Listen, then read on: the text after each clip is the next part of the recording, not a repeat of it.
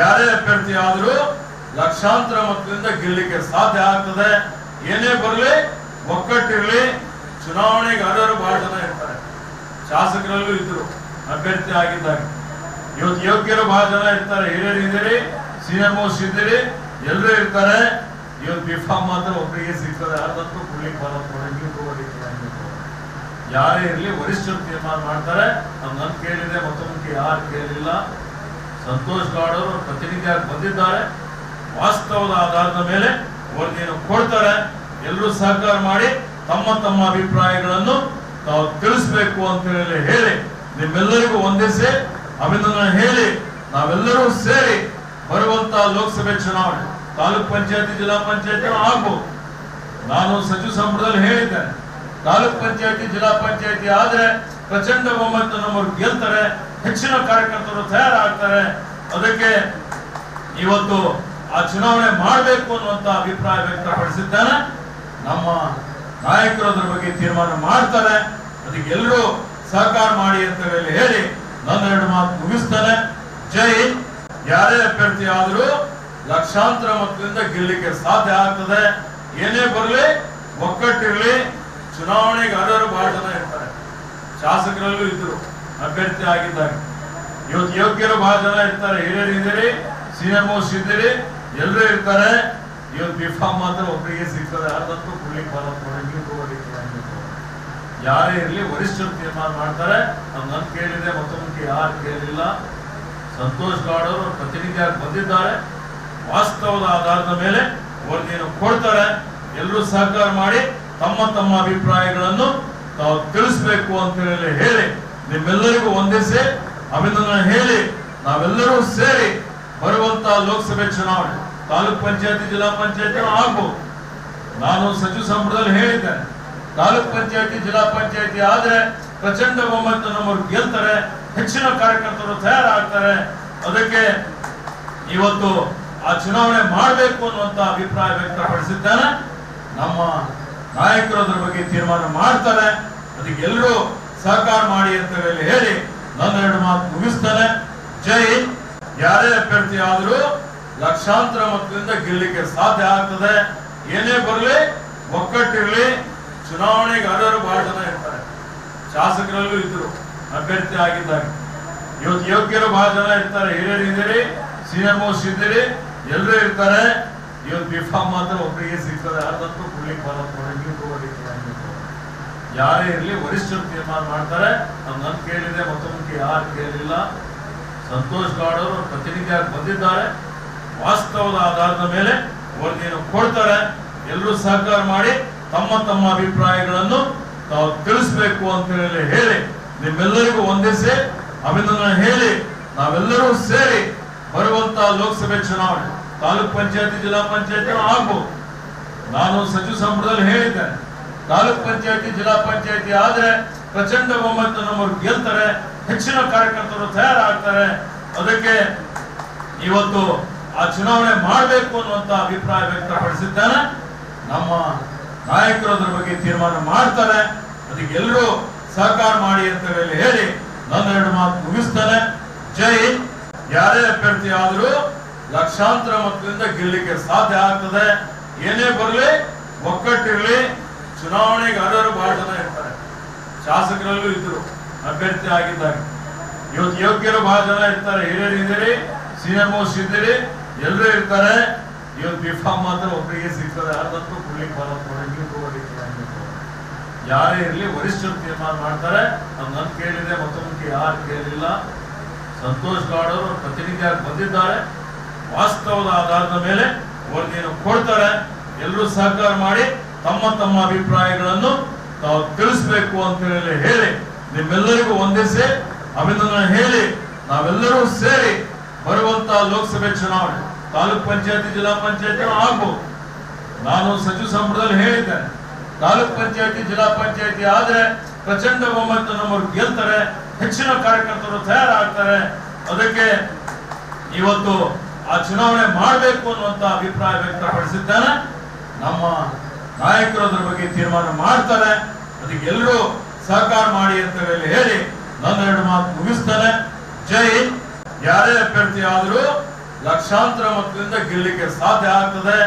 ಏನೇ ಬರಲಿ, ಒಕ್ಕಟ್ಟಿರಲಿ. ಚುನಾವಣೆಗೆ ಅರ್ಹರು ಬಹಳ ಜನ ಇರ್ತಾರೆ, ಶಾಸಕರಲ್ಲೂ ಇದ್ರು, ಅಭ್ಯರ್ಥಿ ಆಗಿದ್ದಾರೆ. ಇವತ್ತು ಯೋಗ್ಯರು ಬಹಳ ಜನ ಇರ್ತಾರೆ, ಹಿರಿಯರು ಇದ್ದೀರಿ, ಸೀನಿಯರ್ ಮೋಸ್ಟ್ ಇದ್ದೀರಿ, ಎಲ್ಲರೂ ಇರ್ತಾರೆ. ಇವತ್ತು ಬಿಫಾಮ್ ಮಾತ್ರ ಒಬ್ಬರಿಗೆ ಸಿಗ್ತದೆ, ಅದಂತೂ ಕೊಡ್ಲಿಕ್ಕೆ ಬರೋದು. ಯಾರೇ ಇರಲಿ, ವರಿಷ್ಠರು ತೀರ್ಮಾನ ಮಾಡ್ತಾರೆ. ನನ್ನ ಕೇಳಿದೆ, ಮತ್ತೊಂದು ಯಾರು ಕೇಳಿಲ್ಲ. ಸಂತೋಷ್ ಗೌಡ್ ಅವರು ಪ್ರತಿನಿಧಿಯಾಗಿ ಬಂದಿದ್ದಾರೆ. ವಾಸ್ತವದ ಆಧಾರದ ಮೇಲೆ ವರದಿಯನ್ನು ಕೊಡ್ತಾರೆ. ಎಲ್ಲರೂ ಸಹಕಾರ ಮಾಡಿ ತಮ್ಮ ತಮ್ಮ ಅಭಿಪ್ರಾಯಗಳನ್ನು ತಾವು ತಿಳಿಸಬೇಕು ಅಂತ ಹೇಳಿ ನಿಮ್ಮೆಲ್ಲರಿಗೂ ಒಂದಿಸಿ ಅಭಿನಂದನೆ ಹೇಳಿ, ನಾವೆಲ್ಲರೂ ಸೇರಿ ಬರುವಂತ ಲೋಕಸಭೆ ಚುನಾವಣೆ, ತಾಲೂಕ್ ಪಂಚಾಯತಿ, ಜಿಲ್ಲಾ ಪಂಚಾಯತಿ ಆಗ್ಬಹುದು. ನಾನು ಸಚಿವ ಸಂಪುಟದಲ್ಲಿ ಹೇಳಿದ್ದೇನೆ, ತಾಲೂಕ್ ಪಂಚಾಯತಿ, ಜಿಲ್ಲಾ ಪಂಚಾಯತಿ ಆದ್ರೆ ಪ್ರಚಂಡ ಬಹುಮತ ನಮ್ಮವ್ರು ಗೆಲ್ತಾರೆ, ಹೆಚ್ಚಿನ ಕಾರ್ಯಕರ್ತರು ತಯಾರಾಗ್ತಾರೆ. ಅದಕ್ಕೆ ಇವತ್ತು ಆ ಚುನಾವಣೆ ಮಾಡಬೇಕು ಅನ್ನುವಂತ ಅಭಿಪ್ರಾಯ ವ್ಯಕ್ತಪಡಿಸಿದ್ದಾನೆ. ನಮ್ಮ ನಾಯಕರು ಅದರ ಬಗ್ಗೆ ತೀರ್ಮಾನ ಮಾಡ್ತಾರೆ. ಅದಕ್ಕೆ ಎಲ್ಲರೂ ಸಹಕಾರ ಮಾಡಿ ಅಂತ ಹೇಳಿ ನನ್ನ ಎರಡು ಮಾತು ಮುಗಿಸ್ತಾನೆ. ಜೈ ಹಿಂದ್. ಯಾರೇ ಅಭ್ಯರ್ಥಿ ಆದರೂ ಲಕ್ಷಾಂತರ ಮತದಿಂದ ಗೆಲ್ಲಲಿಕ್ಕೆ ಸಾಧ್ಯ ಆಗ್ತದೆ. ಏನೇ ಬರಲಿ, ಒಕ್ಕಟ್ಟಿರಲಿ. ಚುನಾವಣೆಗೆ ಅರ್ಹರು ಬಹಳ ಜನ ಇರ್ತಾರೆ, ಶಾಸಕರಲ್ಲೂ ಇದ್ರು, ಅಭ್ಯರ್ಥಿ ಆಗಿದ್ದಾರೆ.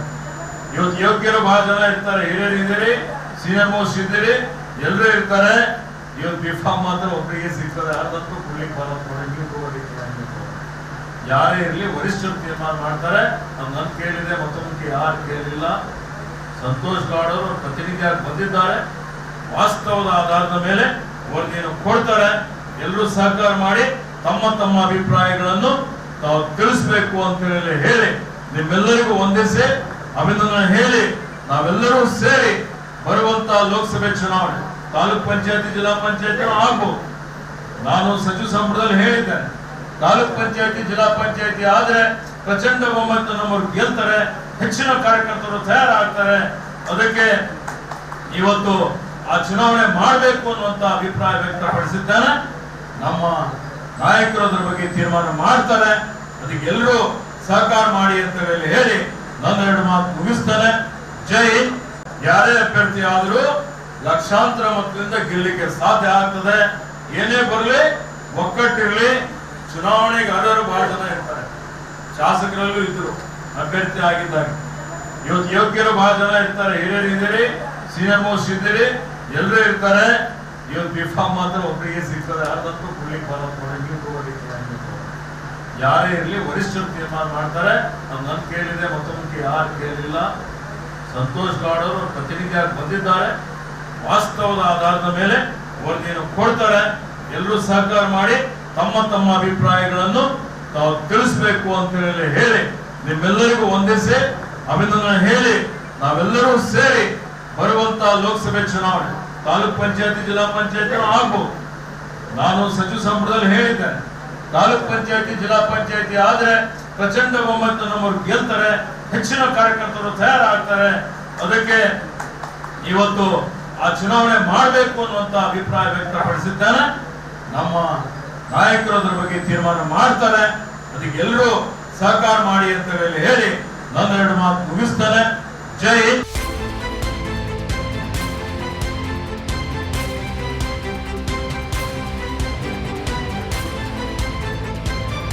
ಅಕ್ರಮ ನಿರ್ಲಕ್ಷ್ಯವಾದ್ರೆ ರಾಜಿಯೇ ಇಲ್ಲ. ವಾಲ್ಮೀಕಿ ಹಗರಣದ ಸುದ್ದಿ ಪ್ರಸಾರ ಮಾಡಿದ್ದು ನಾವೇ ಮೊದಲು. ನಮ್ಮ ಮೋಟಿವ್ ಅಚೀವ್ಡ್ ಅಂತ ಹೇಳಿರೋದು. ಐತಿಹಾಸಿಕ ಸಂದರ್ಭ.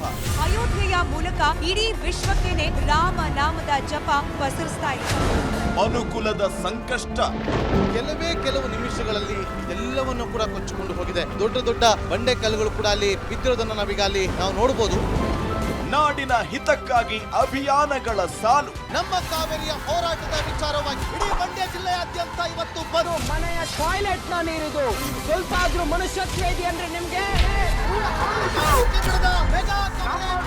Reels, social media sensation. ನಮಗೆ ಮಾಡೋ ಕೆಲಸ ಇಲ್ಲ, ಶೆಡ್ಗೆ ಹೋಗೋಣ ಬಾ. ಬ್ಯಾಂಕಿಗೆ ಹೋಗ್ತೀರಿ ಬರ್ತೀರಿ 2000 ಮಾತ್ರ ಬರ್ತಾ ಇಲ್ಲ. 2000 ನಂದೇ ಹೊಂಟೈತು.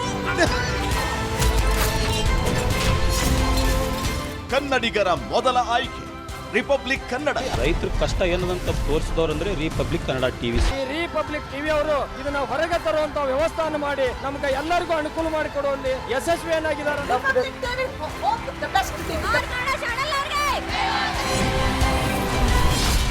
ರಿಪಬ್ಲಿಕ್ ಕನ್ನಡ, ಇದು ನಿಮ್ಮ ಧ್ವನಿ. ಮುಖ್ಯಮಂತ್ರಿ ಪಟ್ಟಕ್ಕಾಗಿ ಪ್ರತಿಭಟನೆ ನಡೆಯುತ್ತೆ, ಉಪಮುಖ್ಯಮಂತ್ರಿ ಪಟ್ಟಕ್ಕಾಗಿ ಪ್ರತಿಭಟನೆ ನಡೆಯುತ್ತೆ, ನಟ ನಟಿಯರ ಪರವಾಗಿ ಪ್ರತಿಭಟನೆ ನಡೆಯುತ್ತೆ. ಆದರೆ ಸಮಾಜದ ಕಟ್ಟ ಕಡೆಯ ವ್ಯಕ್ತಿಯ ಬಗ್ಗೆ, ತುಳಿತಕ್ಕೆ ಒಳಗಾದವರ ಬಗ್ಗೆ, ಬಡವರ ಕಣ್ಣೀರಿನ ಬಗ್ಗೆ ಯಾರೂ ಮಾತಾಡಲ್ಲ ಅಲ್ವಾ? ಬಟ್ ಡೋಂಟ್ ವರಿ, ಇನ್ನು ಮುಂದೆ ನಾವು ಬರ್ತೀವಿ.